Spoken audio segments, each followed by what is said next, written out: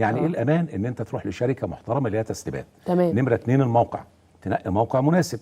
لان انت الموقع المناسب ده انت في يوم ما احتمال كبير انك تبيع الوحده العقاريه بتاعتك، سواء كانت شقه او مقر تجاري او اداري وات، عشان هتعمل ابجريد، عشان اللي هيجي بعديك يشتري منك لازم يلاقيه مناسب.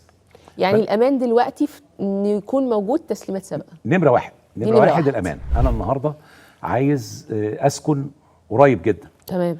يبقى انا اروح منطقه يكون العمار فيها كويس، يعني فيها خدمات وفيها بحيث ان انا بعد 3 سنين بعد 4 سنين ان انا اقدر اسكن. صح. لما في مناطق لسه العمران فيها ما راحش، قدامه 10 سنين على ما يسكن. صح. على ما المنطقه تعمر ويبدا يخشها المرافق ويبدا يخشها الخدمات والسوبر ماركت والمدارس والمستشفيات، فده يبقى العميل عارف دوت. يعني حتى وهو بيدفع فلوسه يبقى هو عارف ان هو بيستثمر ولا هيسكن. استثمار طويل الاجل. انما النهارده انا عايز اسكن قريب، يبقى اروح اماكن مأهوله بالسكان ومأهوله بالخدمات.